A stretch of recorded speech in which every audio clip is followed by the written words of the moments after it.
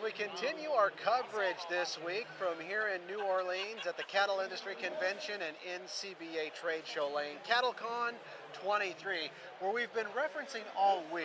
The Big Easy truly has been transformed from New Orleans into Moo Orleans. And as always, it is a busy, busy week for cattlemen and cattlewomen from across the country. You know, it has been. The general session kicked off this week, and we had a little technical difficulties with weather preventing Taylor Sheridan from making it to the convention, but he joined us via Zoom, and then somebody with the last name Manning joined us too, right? Yeah, he has three boys, Cooper, Peyton, and Eli. Yeah. Oh, Archie. Yeah, Archie. Oh, Archie Manning, yeah. Exactly. Anyways, he did a fantastic job. I mean, yeah, the industry had to call an audible, so to speak, and throw a Hail Mary. But thankfully, Archie lives right here in New Orleans. And yeah, Taylor Sheridan, of course, the mastermind behind the hit television series Yellowstone, couldn't join us. But a couple of their cast members are here, Forey Smith and Ethan Lee. Yep, that is right. And you know, Russ, it's been so great to catch up with producers from Western Ag Network country. Later on in this program, we'll talk with two of the Mannix brothers with the Mannix Brothers Ranch out of Helmville, Montana. They were the Region 5 winners of the Environmental Stewardship Award. Yeah, absolutely. And of course, the talk, as it always is at a cattle industry convention, has been the markets. But this week, market shock, if you will, because of the cattle inventory report, which you've been reporting on, showing the nation's beef cow herd down another 3%. Of course, CattleFax will be addressing that at length here at this convention, as they always do. And that forecast for what the calf prices may be for the rest of the year, producers are going to be sitting on their seats for that presentation.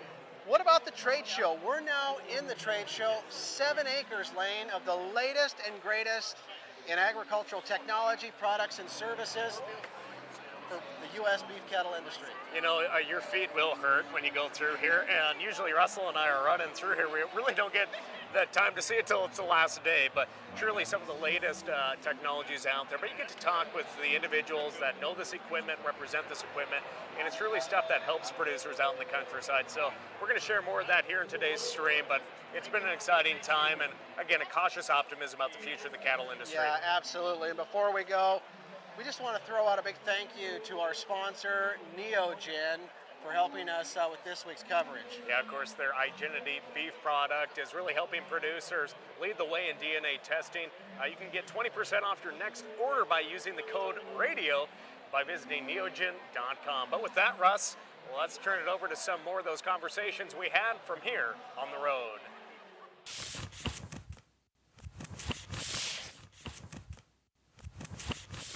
Well, the latest USDA cattle inventory report only confirmed what most in the industry already knew, and that's the U.S. beef cow herd continues to shrink.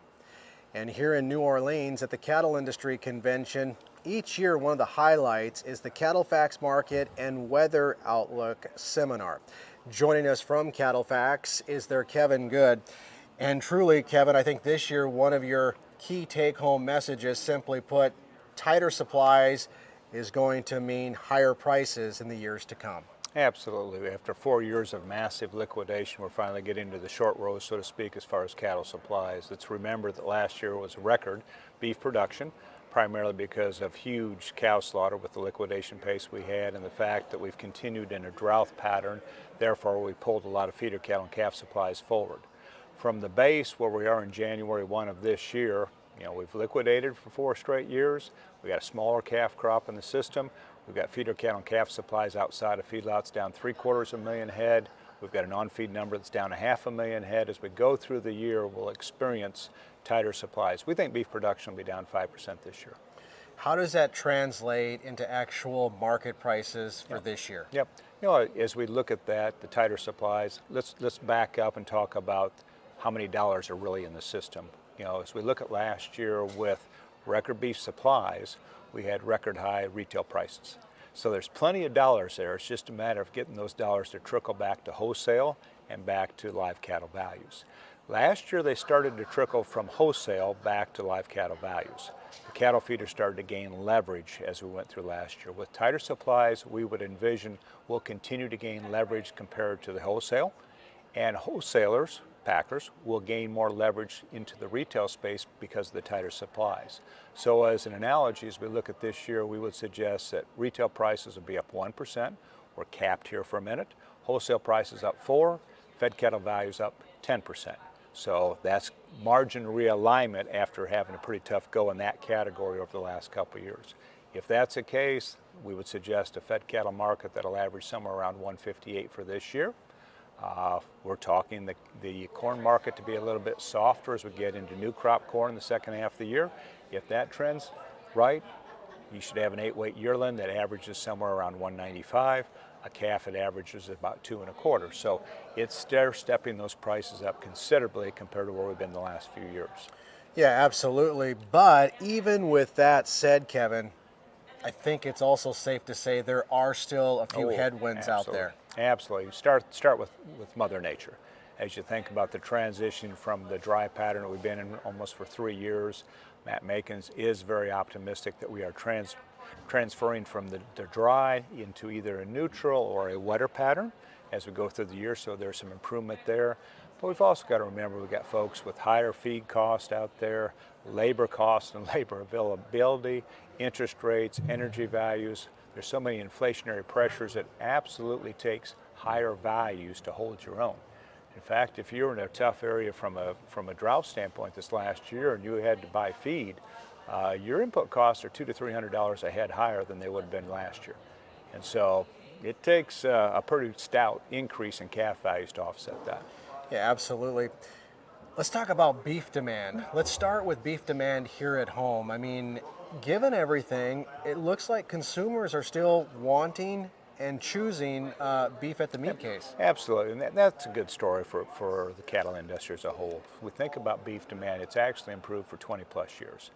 And the rate of the dollars that have came into our industry, if we just look at wholesale and retail prices, they've doubled the rate of inflation from 2000 to 2020.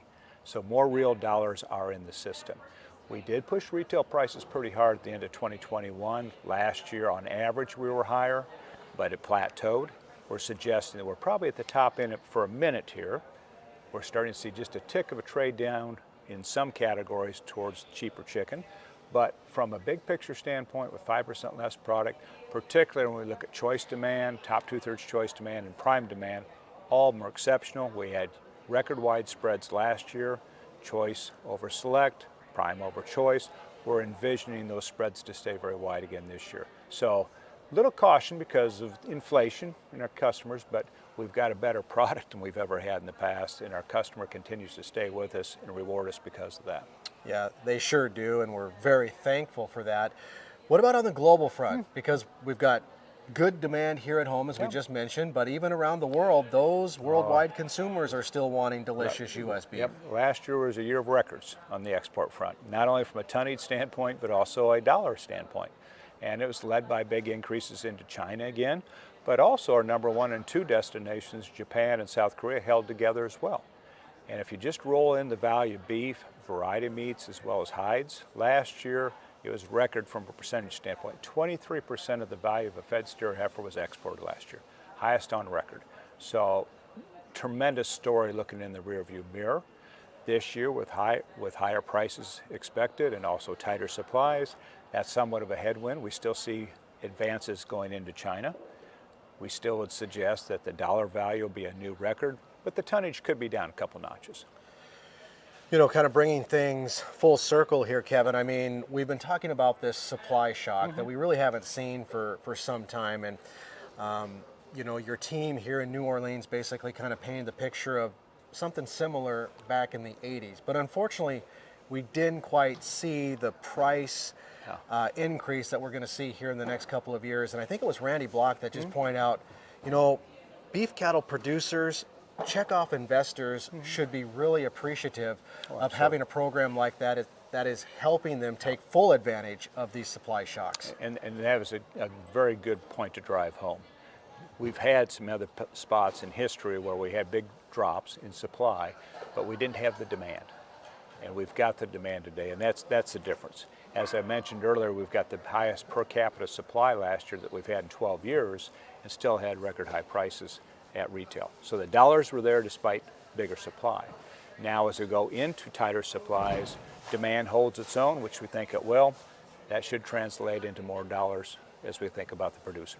Absolutely. Well, at least for the near term, it looks like if we could get a little bit of help from Mother Nature and maybe some lower input costs, boy oh boy, it sounds like this cattle market is going to get good for a lot of folks across America for the years to come. Again, our thanks to Kevin Good with CattleFax for joining us here on this segment.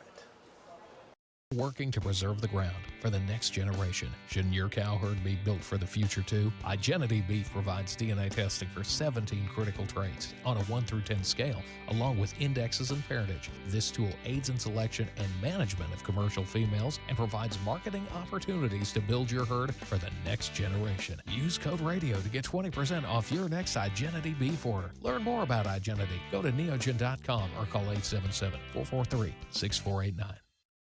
As we come back to New Orleans for the 2023 Cattle Industry Convention and NCBA Trade Show, we've been talking a lot this week about Neogen, who's been sponsoring this week's coverage from New Orleans, and today finds us, yes, looking very suave in our bowling shirts at the Neogen booth here on the trade show floor. And we've been talking a lot about Igenity Beef, and joining us here today is Paige Pratt with Neogen. And we've been talking about the DNA testing and how this is truly an opportunity for producers to look towards the future of their herds. So for our friends that are just hearing about Igenity Beef for the first time, what is it and how can it help them out in the countryside? Absolutely. So Igenity Beef is a genomic test for commercial cattle that allows producers to be able to get a 1 to 10 score on 17 different traits. We're able to tell them about calving yeast direct, calving yeast maternal, growth traits, weaning weight, yearling weight, carcass traits, tenderness, marbling, hop carcass weight. And we're able to really dial in on those heifers and determine which females are going to suit the traits and needs that you desire for the future of your operation. So how do we actually get that sample of DNA? There's a couple different ways that you can get the sample and what suits you best. The most popular right now is utilizing a tissue sampling unit, by which we take a small tissue piece out of the ear, utilizing a gun that looks like a tag applicator. Puts a very small hole in their ear, smaller than a pencil eraser, a little bigger than a pencil lead, and you just simply put those samples into a bag, upload the numbers into a spreadsheet so we can tell you which numbers, which match which tag in the ear of the animal. And then we deliver those back to you, the results, on an online dashboard where you can go in and sort those heifers, keep cull, you can tell about reasons why, you can sort them by traits, or you can develop a custom index that allows you to put multiple traits with weights based upon what you desire in your females in the future for your operation. Now, obviously, the time that goes into this and utilizing this is hopefully going to be more profitable for producers. So is this just for purebred producers or commercial cattle producers? So Igenity Beef is made for commercial producers. It's a product that allows a commercial producer to be able to look at a heifer and determine her value from her genomic standpoint of what she's going to pass on to her calves. You know, one of my favorite traits on this is most of the guys, I'm in Virginia, and most of our guys that we work with are selling feeder calves. And so we are actually able to tell you from a 1 to a 10 on our score that female can give you 50 pounds difference worth of weaning weight to her calf. So we're hoping for a $2 calf market. And so on a $2 calf market, we can put a $100 bill in your pocket if you can choose the ones that have a 10 on weaning weight versus the ones with a 1. Now, most folks will say, well, that's, I mean, of course, you know, the huge differences, but what about the minor differences that maybe make an impact? Even just a two number difference from a 6 to an 8, if we're able to improve your average that much, we can pay for the test in 1 generation of calf crop. Now, also, could you just quickly touch on Igenity feeder? How is that a little bit different from that commercial guy with the cow-calf operation, moving into that feeder aspect of things? Igenity Feeder is a really exciting product right now because it is a product that is a little less expensive and gives you a few less traits, but it also gives you just enough information to be able to know which of those cattle are going to be able to perform on a grid and gain in the feedlot. So it takes the risk from the guys that are buying your calves. It takes the risk out of those cattle. And from our top 25% on our terminal index to the bottom 25%, we're about a $100 bill difference in gross revenue on those cattle. So they gain better, they grid better, they have heavier carcass weights. Just really exciting from a risk management standpoint. But we also give you days on feed, which is extremely exciting because we can optimally finish those cattle based upon their physiological maturation. So we're not overfeeding or underfeeding cattle. We're able to increase the consistency from one pen to the next and take human error out of it. Well, one thing about it here, Paige, is we're on the trade show floor. We like to have fun. And of course, here at 619, is that the booth we're at? I think that's correct. We're in the 600 row. They're having a bowling competition, hence these very well-fitting shirts that I should have maybe I should have tailored it a little more. We should have, yes. But Paige, could you grab one of those Absolutely. buckles? We're going to be giving these away, right? Or to the winner of the bowling tournament? Yes, the winner of the bowling tournament is going to, and reserve, are going to receive these wonderful, very high quality Neogen buckles. And so we need folks to come on down to the booth, try their hand at a little bowling, and step up to the lane and show us what they're able to do. Well, now, maybe this lane could step up to let's the lane. do it, Lane. You know, 'cause Absolutely. I've only won like a goat tying buckle in like 1997. You know, This would look nice. I'm not much of a hand, so let's try it out. Let's do it. Alrighty.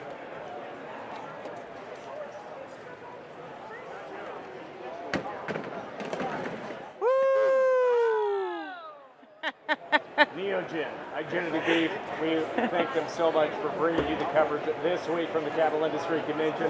Stop by and see them if you are in New Orleans, the 600 rows, booth 619.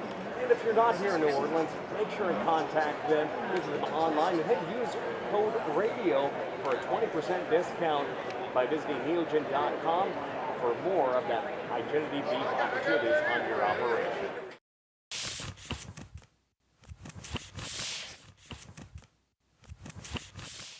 As we continue our travels here in New Orleans, Louisiana for Cattle Convention 2023, one of the key highlights every year is getting to meet the regional winners of the Environmental Stewardship Award. And once again, a Montana ranch is being recognized as the Region 5 winner of the ESAP Award.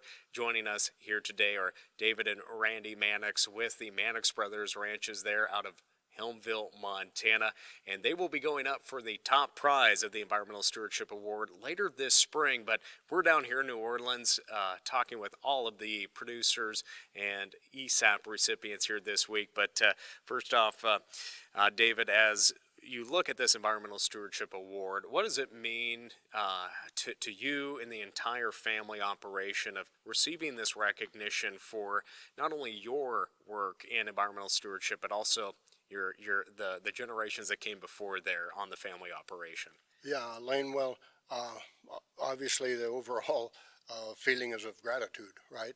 So we're, thanks to the NCBA and of course ahead of that, Montana Stock Growers for caring enough, right, to even go to the effort. So appreciate that. And yeah, it's humbling, that's for sure. And I guess the main thing I want everyone to know is that we're not self-made men. We're standing on the shoulders of our parents, grandparents, great-grandparents, and so the table is kind of set for us. We're very happy to be the current generation of caretakers, right, and hope that we can steward it well enough to pass it on. Yeah, I think that's the message the main message I'd like to leave, Lane. Now, not only is the Mannix Brothers Ranch involved in livestock production and their grass-fed beef production as well, but Randy, you head up the timber side of things too. Why is that important as a natural resources management tool, but also as a profitability center for the family business? Well, Lane, I guess because of where we're located in Helmville, like a lot of other western Montana ranches or even beyond western Montana, timber is considerable part of our land base, or timberland is a considerable part of our land base, and it needs to be managed. And that has been an interest area of mine since getting out of high school. I went to forestry school to learn about forest management, and we've been blessed with that resource on the ranch, and it has been a revenue source for the ranch in tough times in the past. And then as we continue forward periodically, we do timber harvest with selling contracts to mills and bringing in contractors, but we also have our own operation where we work during the winter managing our forests for doing pre-commercial and commercial thinning to help manage the forest, so we'll end up with a higher quality of timber resource. Now, also, the Mannix family has talked at length about their multi-generational activity on the family ranch. And David, could you just quickly walk us through just the generations and the number of family members that are involved in the Mannix Brothers operation? All right, so currently my mother is still alive, and the Mannix brothers own some land, and we also lease land from her, and lease land, as I mentioned in a different interview, I guess, but we do lease land also from federal, state agencies and other private folks, and balancing those values is important to us. So Mom is the only living member of Generation 3. Generation 4 then is Randy, I, and brother Brent. Our 3 wives are also equal partners with us and very much involved with the ranch at different levels, and different responsibilities for sure, but very much part of the team. Then there's 9 children between those 3 families, and 6 of those are back at the ranch, either in full-time or part-time capacity now. And and even those that aren't back are still very interested in one capacity or another and may be back someday.